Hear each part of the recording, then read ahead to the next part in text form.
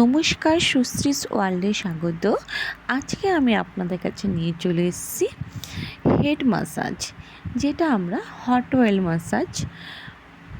Oil apply করার সময়ও মাসাজটা করতে পারি, বা অয়েল মাসাজ করার পরও মাসাজটা করতে পারি, বা স্পা করার পরে যে আমাদেরকে হেড মাসাজটা করতে হয় তখনও আমরা এই মাসাজটা করতে পারি। যাই হোক, আজকে আমি নতুনত্ব দু একটা স্টেপ অ্যাড করেছি, তো আপনারা দেখুন, আপনাদের অবশ্যই ভালো লাগবে, কাজে লাগবে। আর আপনারা অবশ্যই আমার সাথে থাকবেন, পাশে থাকবেন, আমার ভিডিওটা লাইক, কমেন্ট, শেয়ার, সাবস্ক্রাইব অবশ্যই করে দিবেন যদি ভালো লাগে। তো আচ্ছা, চলে আসছি এবার মাসাজের জায়গাতে। দেখুন, স্টেপ বাই স্টেপ মাসাজ করছি আমি। সবসময় আমরা মাসাজ শুরু করব মিডিল পোর্শন থেকে। হ্যাঁ,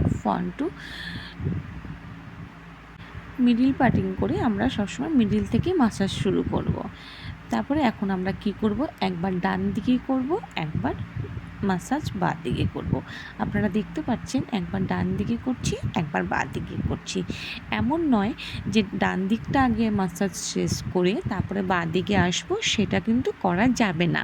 তাহলে কি হবে, আমাদের হেডে, মাথাতে বাঁ দিকে হয়তো রিল্যাক্স হয়ে যাবে, ডান দিকটা হয়তো আমাদের একটু ভারী হয়ে থাকতে পারে।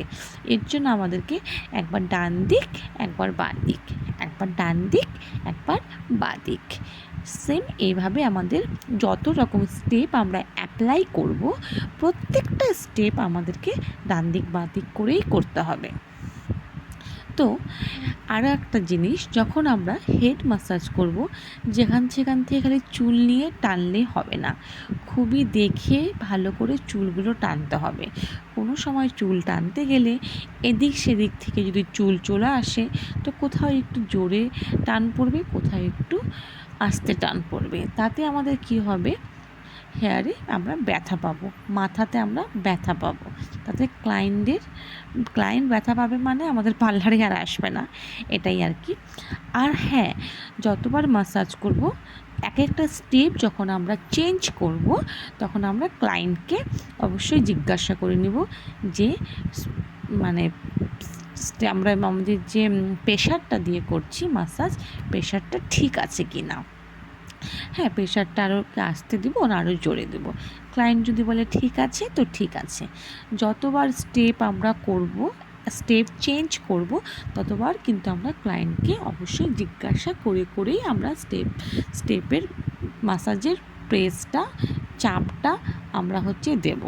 ঠিক আছে, যে এখন যেরকম আমি চুলটা টেনে টেনে একটা মাসাজ করছি, সম্পূর্ণ চুল, হ্যাঁ, 3বার করে। প্রথমে একবার টেনে বললাম, যে ক্লায়েন্টকে জিজ্ঞাসা করলাম, বৌদি টানটা কি জোরে হলো না ঠিক আছে? বৌদি বললো না ঠিক আছে। তো ওভাবেই যদি বলতো না একটু বেশি জোরে হয়ে গেল, ব্যথা লাগছে, তো একটু আস্তে করতাম। যদি বলো না ঠিকই আছে, একটু জোরে দিতেই পারো, একটু টানতেই পারো, তাহলে একটু হয়তো দিলাম। কেন, অনেকেই একটু জোরে জোরে দাবা ভালোবাসে, অনেকে না আস্তে আস্তে মাসাজটা ভালোবাসে। এবার চলে আসছে আমি গলাতে, কাঁধে একটুখানি কেন মাসাজ করে দিলাম, কারণ হেড মাসাজ করতে করতে আমাদের মাথাটাতে এদিক ওদিক হেলানো হয়, তাতে আমাদের ঘাড়, গলা, কাঁধ এই সমস্ত আমাদের একটুখানি ব্যথা হয়ে যায়। তাতে আমরা যখন একটু গলাতে, একটু কাঁধে, ঘাড়ে যদি একটু মাসাজ করে দিই, তাতে ক্লায়েন্ট একটু রিল্যাক্স ফিলটা ভালো করে। ঠিক আছে, এইভাবেই আমরা মাসাজটা সম্পূর্ণ করব। স্টেপ বাই স্টেপ আপনারা ফলো করুন, আপনাদের আশা করি ভালো লাগবে।